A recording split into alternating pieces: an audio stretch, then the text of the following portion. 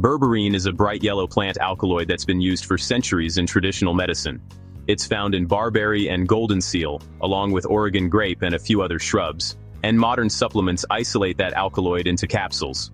Researchers have been studying berberine for metabolic effects, blood sugar control, insulin sensitivity, and cholesterol, with some small trials also tracking weight. It rocketed onto social media when videos branded it Nature's Ozempic, and headlines amplified the idea of a natural weight loss alternative. The internet's common claims: curbs appetite, burns fat, fast results. But the stronger evidence so far is for modest improvements in glucose and lipids, while weight change appears smaller and less consistent. Have you tried berberine, or just seen the hype? Keep that experience in mind as we look at why people compare it to Ozempic.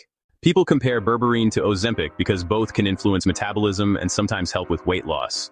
Ozempic mimics a gut hormone, slowing stomach emptying, controlling appetite, and helping the pancreas release insulin when needed.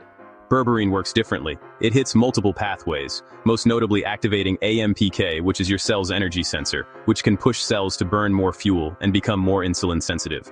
It can also reduce hepatic glucose output, the liver's sugar production, helping lower fasting glucose and A1C in some studies.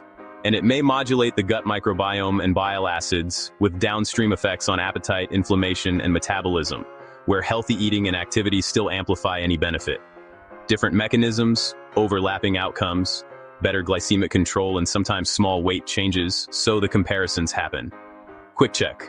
Which is the single-target prescription GLP-1 agonist, and which is the multi-target supplement? Most trials on berberine and weight are small, often 40 to 100 people, and short about 8 to 12 weeks. Meta-analyses exist, but the pooled results vary because populations, doses, and study quality differ. Across studies, average weight change is modest, roughly 1 to 2 kilograms versus placebo over 2 to 3 months. Heterogeneity is high, often I2 around 60 to 80%, and several trials show moderate to high risk of bias, with possible publication bias. The stronger and more consistent findings are metabolic. Fasting glucose down about 5 to 10 milligrams per deciliter, A1C lower by roughly 0.3 to 0.6 percentage points, triglycerides down 15 to 25 milligrams per deciliter, and LDL down about 5 to 10. So yes, there is a signal, but it's small, uncertain, and not the same thing as proof. And this is where the comparison with Ozempic starts to fall apart. So what's the big difference? Prescription GLP-1s have major studies showing real weight loss and health benefits. Berberine's research is smaller, with more modest results. It's just not on the same level. So who might try it? It's sometimes used for metabolic health, like improving blood sugar. Some early evidence suggests it may help with insulin resistance and PCOS, but always talk to your doctor first. Typical dosing is 500 milligrams, 2 to 3 times a day with food. But formulation matters. Berberine isn't easily absorbed and can cause stomach upset. Taking it with food can help, but quality and consistency are key, so a medical review really counts. Berberine works best alongside healthy habits, balanced meals, daily movement, and good sleep. If you try it, think modest changes over months, not miracles in weeks. What's a realistic target for you? Ironically, the most interesting thing about berberine may not even be the weight loss hype. Where the evidence looks stronger is on metabolic markers. Several trials show small, meaningful drops in fasting glucose and A1C, especially in people with insulin resistance.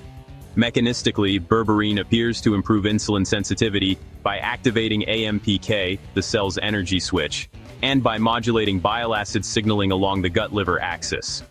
Some studies also report lower triglycerides and modest shifts in LDL and HDL. Helpful, yes, but typically modest. And it's not a replacement for any prescribed medication without your doctor's approval. Quick question: for your health, would you prioritize better glucose control or better lipids right now? But natural does not automatically mean harmless. Common side effects can include nausea, stomach discomfort, constipation or diarrhea, and bloating, especially at higher doses or when you start abruptly. Taking it with food and easing in may help some people. It can also interact with medicines, like certain transplant drugs, some diabetes medications, and blood thinners. Check with your clinician or pharmacist before adding it to your routine. Another issue is quality. Supplements can vary in dose and purity between brands. Look for third-party testing from groups like USP, NSF, or Informed Choice. A simple safety checklist. Start low and go slow on dose. Review interactions. Choose third-party tested products. And set a defined trial duration with follow-up. Have you noticed any side effects or benefits with Berberine? So, is Berberine really nature's Ozempic? No, promising, but not a natural Ozempic. Here's the verdict.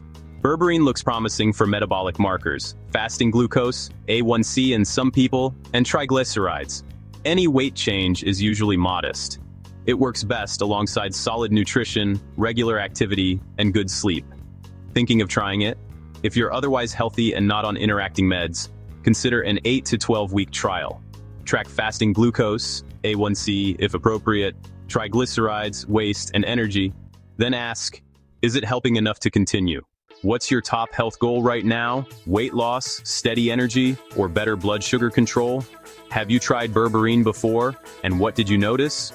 What should we test next? Dosage, timing, or alternatives like inositol or fiber?